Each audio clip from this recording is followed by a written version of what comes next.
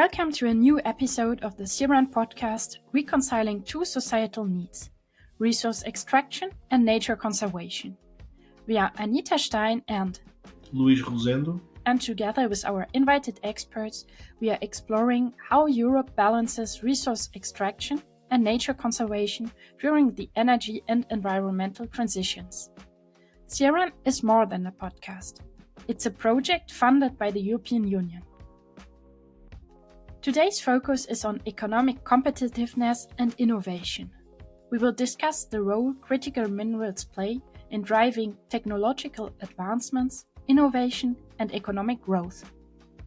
We will also explore how secure supply chains can enhance Europe's competitiveness in global markets, attract investments, and foster job creation and economic development. Our guest today is Emmanuelle Robins. After earning her degree in chemistry, Emmanuelle became a project manager. She currently works as a project manager for Europe and International at Pôle AVENIA. Based in Pau, Paris and Nancy, AVENIA is the only French competitiveness cluster dedicated to underground industrial sectors serving the ecological and energy transition. Welcome, Emmanuelle. Thanks for joining us today. According to you, how does the critical raw materials sector contribute to driving technological advancements and fostering innovation, particularly in key industries such as renewable energy, electronics, and automotive manufacturing? Well, I'm not sure driving would be the appropriate word, but surely it would be more like the technology is driving probably the extractions, because rather than the other way around, because metals and minerals are in everyday life for really everybody, and most of the time people don't realize this. And in the digital or energy transition, the technologies and based on innovation are using more and more metals. For example, in the whole periodic table is much more used than previously, and in the last year or so, the technology developments and the diversity of the technology development have used more and more of this of the elements in the periodic tables. So I think it's more the new developments driving the extractions of metals and minerals. Thank you, Emmanuelle. Could you perhaps elaborate a bit on the economic benefits of ensuring a stable and diverse supply of critical raw materials? And also, how do you think that this contributes to enhancing the competitiveness of Europe, of the European Union, on global markets? As I say, the diversity of the elements that we use is probably an opportunity for Europe to go back into the mining activities. I'm saying going back because, of course, the elements and the place where you will find the elements depending on the geological the geology of the place, but because of economic, for example, for economic reason, most of the time, a lot of things have been sourced outside for the extraction itself, but also the transformation. And because of that, there is a strong impact on the soil itself, because a lot of time, not all the time, but a lot of time, maybe the extraction conditions are not environmentally friendly.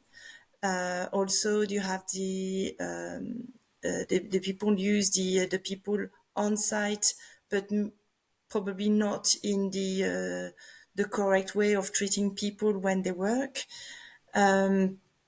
And the addition of that is that sometimes you have the extraction somewhere, and then the materials will travel around the world to get a transformation, and then travel again around the world to get another extra step of transformation, and then travel again around the world to be used. And for Europe, I think it's an opportunity for the elements present in Europe to go back to a more probably responsible local and responsible mining on the environmental aspects, but also on the people and social way of treating people working in the mines. So the opportunity would be more to redevelop responsible mining, and with a lot of communication with the local people to show that it's more responsible, because a lot of people have the idea of dirty mining. So maybe to change the image of the mining activities. And on the economic side, of course, it could be an opportunity as well to build new transportation, new activities. If you have a mine, you need people working force, but also their family. So maybe a school or shops, or so there's new opportunities there, I think.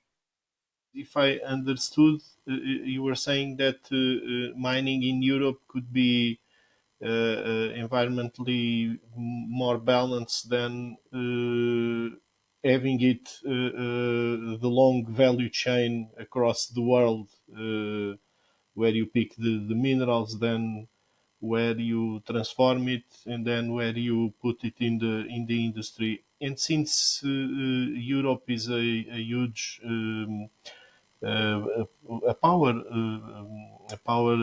region in what concerns the automotive industry, do you think it would be good for the economy and for the environment to have the local mines having that thing in consideration?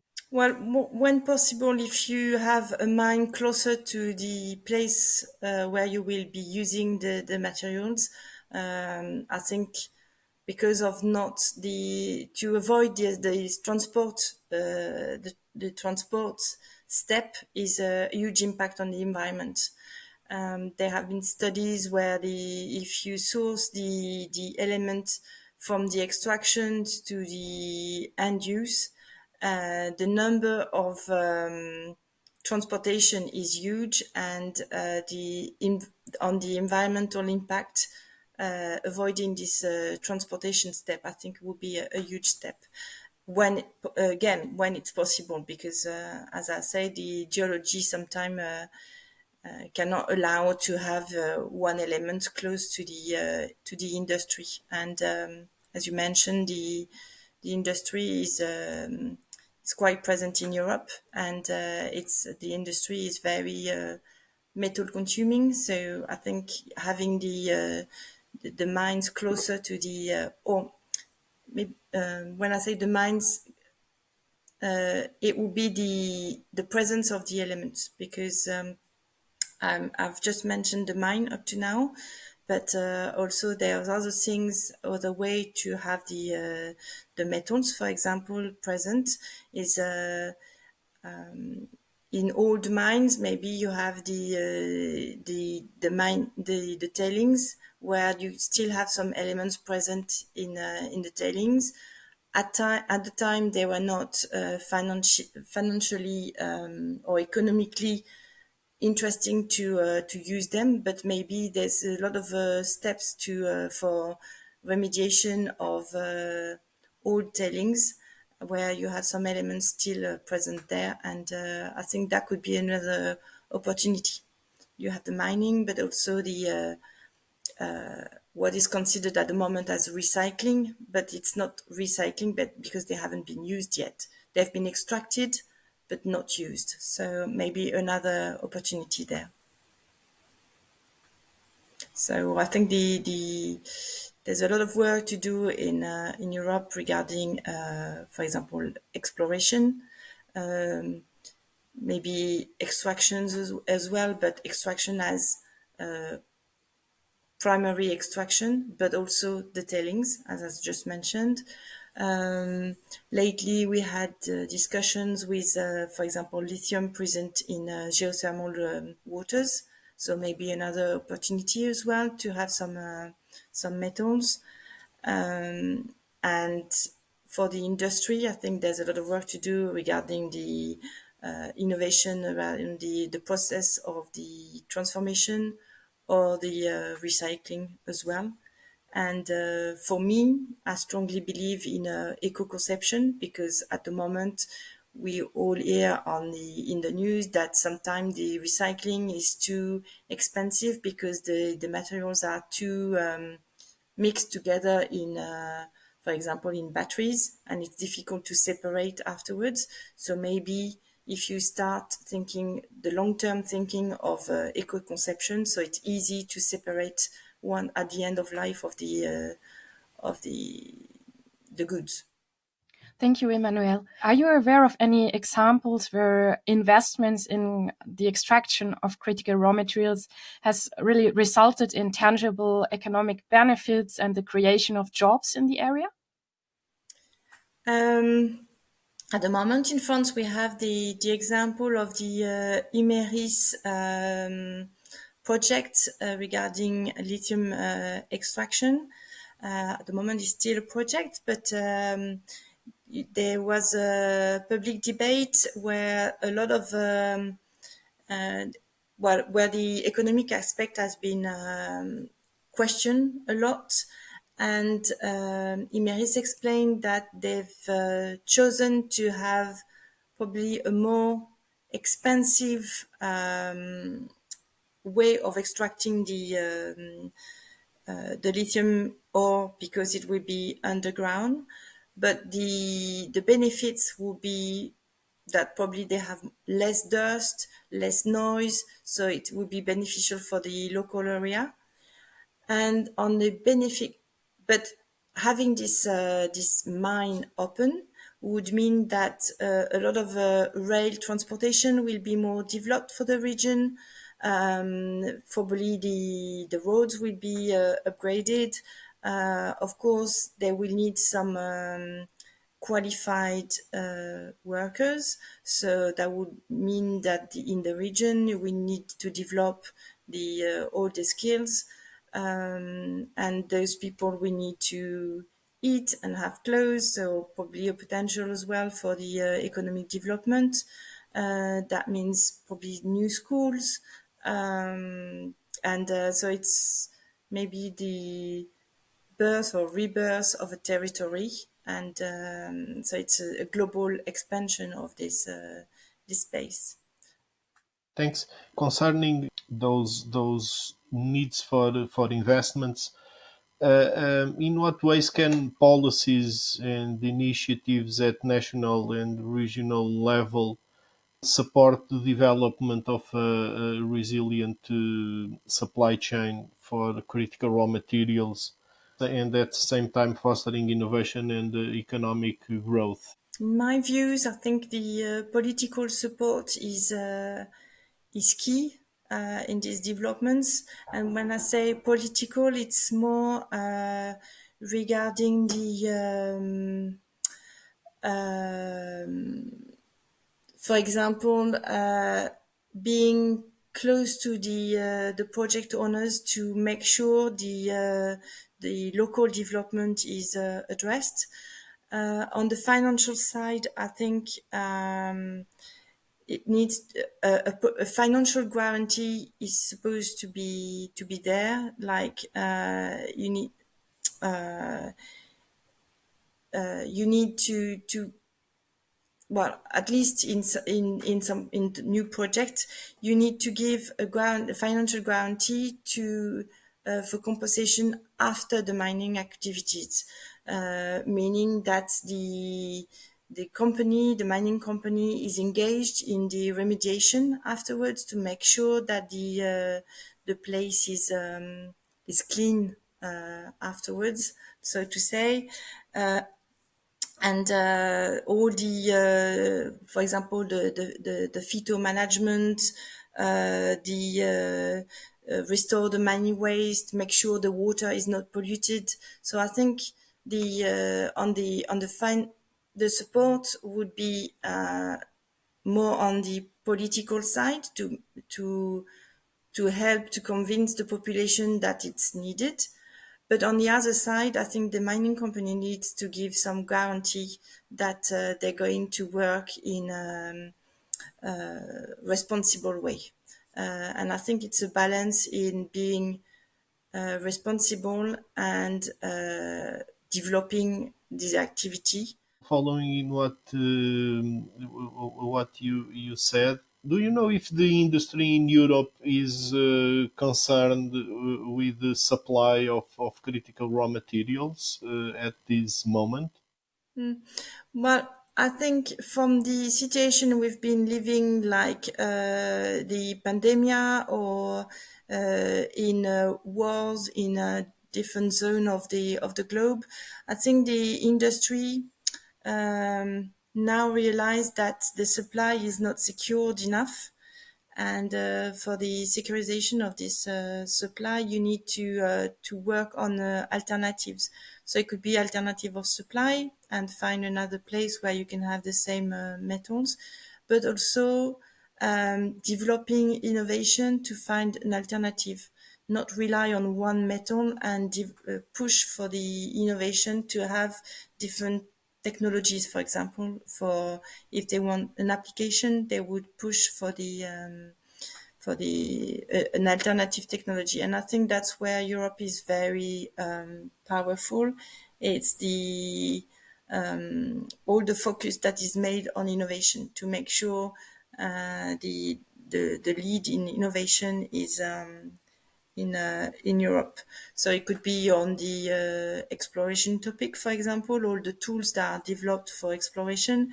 It could be in the mining activities themselves, transformation, because there's a lot of transformation process, and innovation needs to be put stronger in the transformation process. The use of the technologies I just mentioned, and also the recycling. And that's where I think Europe is strong, and maybe the pandemic or the political situations that we've been living lately is strengthening the position, the European position focused on innovation. At the moment, I think the things that it's still missing, it's the citizen engagement. The industry realized the needs to develop mining projects in Europe. I think the citizen is less convinced, but probably because the citizen doesn't realize that they need so much metals. At the moment, I think a lot of people do not realize in which extent metals are everywhere in everyday life. So the resilience that it's promoted at the moment is would be needed, to my views anyway, and the resilience can be accepted if people understand the current situation. Thank you. Perhaps we could pick up again on a point that you mentioned before concerning the balance that needs to be found between the economic needs for more critical raw materials and how at the same time we can ensure more environmental and social sustainability. Perhaps you could further elaborate on this. As I just mentioned, probably the citizen does not realize how much metals are needed. So I think if we work on the fact that they understand their needs, for example, metals, they would more understand that they need a mine, for example.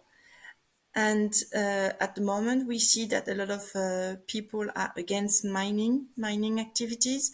So I think there's a strong, a huge work to be done to change the the mindset of the people to understand that mining can be more sustainable. So you would consider the workers and not slaves. You want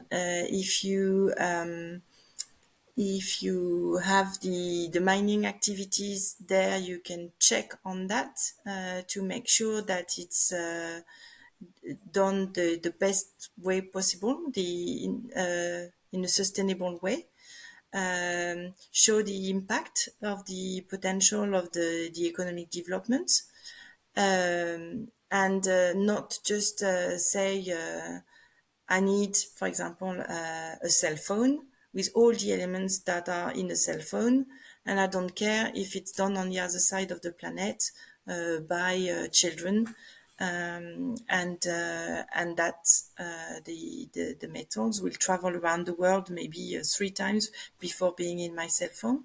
So and so if people realize all the steps at the moment, not mentioning the fact that the industry will have a supply disruption because for some reason, for example, political impact, and then the people will have no cell phone. So maybe there's something in between, maybe less cell phone rather than no cell phone because you haven't been considering mining, local mining, and you waited to be done on the somewhere else, maybe in a unstable political country, and in so I think when you mention sustainable, it's on the people, on the pollution side of the soil, but also, as I mentioned at the beginning, transportation of the materials, because that is, for me, a huge impact on the environment. It's all the transport of the materials. Thanks. If you allow me, we are closing this podcast, and thanks for being here with us. I'd like to make you one last question. It's given Avenia's focus on the ecological and energy transition. Could you provide us some insights into how underground industrial sectors are contributing to the development of sustainable technologies? And what are some key projects or initiatives currently underway?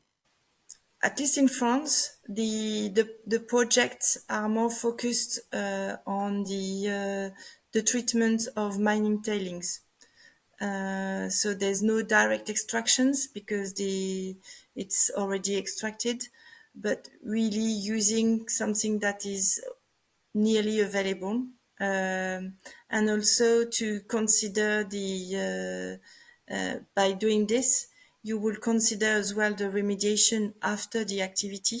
So that includes the remediation, and there's a strong focus as well on the pollution or non-pollution of the waters. So that's more the focus of the project at the moment. Okay. Thank you so much for being with us. I don't know if you want to say something else.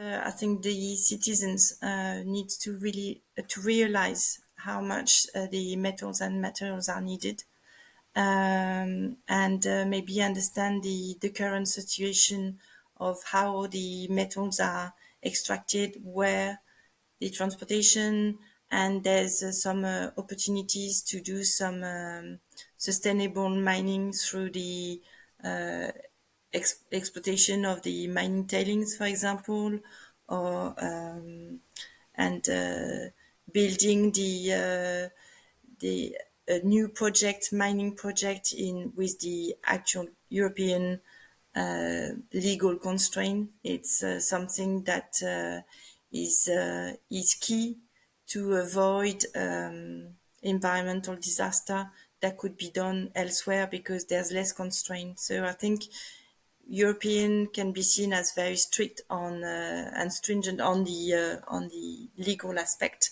but I think it's also a bonus. So the project that will be happening are more sustainable and in the long term, people will be winning. If I understood what you said, basically you think that it could be important to put the impact of transportation in the global environment analysis of mining projects.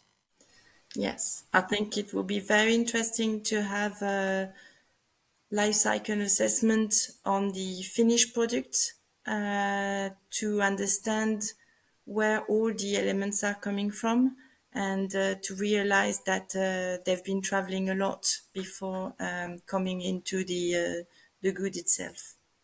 For there's some example where you have the mining that would be in Europe, but then all the transformation is made, for example, in China.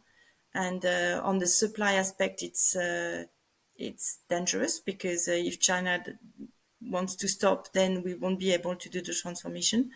And also so that's on the industrial supply aspect, so that needs to be considered, but also on the environment point of view that would avoid traveling around the world before being used. So that's the economic supply, the securing the supply on the economic side, but also on the environmental side that would avoid transport and a lot of CO2 emission, for example. I'd like to pick up on your point concerning the need for more education. I would just be curious to know how you think that we can achieve this. I suppose it will require some collaboration between the public sector, industry, and especially also more presence of geology-related themes in the school curricula. If you think long term, I think, of course, for children in schools, that's very useful. But that would require to have 20 years before the citizens realize, because at the moment they're in school, they're maybe 5 or 6, and then you need another 20 years. So maybe at the same time, there's another more short-term action to be done, is to go and visit the politics, because for example, a mayor in its town, in his town, would not know what would be the impact. So maybe short term will be the politics, because as I previously said, you need the political support to do any projects, and to convince as well, to help to convince the citizens. So I think open discussions and answering any sort of questions, because some people might think the question is stupid, but then the other one next to this person would think the same and would not dare to ask the question. So maybe any question would be good on the for example, local meetings, or and with no specific project behind, just so the population is aware what is there and needed, and etc. I think it's our own responsibility as well to speak about all this topic to our friends and family, because you realize that they're not fully aware as well. So it's everybody's responsibility to mention that. Of course, we can organize specific meetings and etc., but also to speak to friends and family. Could be a good idea for your next Christmas dinner or something like that. And then sort of midterm, it could be like in schools, like universities and etc., and long term in schools for children between 5 and 10, because you can make some very exciting way of presenting the things, and explaining the things simply doesn't mean that it's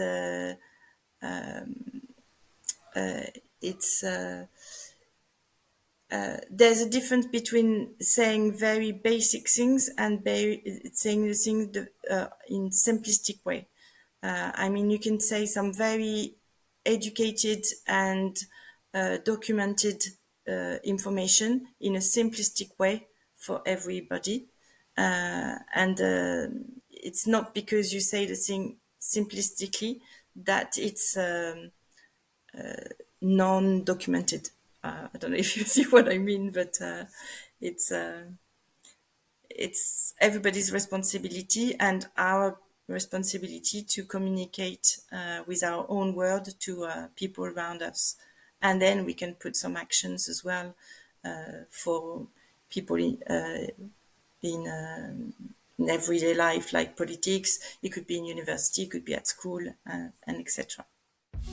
Thank you very much. It was a pleasure. Thank you. This episode was brought to you by CIRAN. CIRAN is an EU-funded project that is investigating how to balance resource extraction and nature conservation.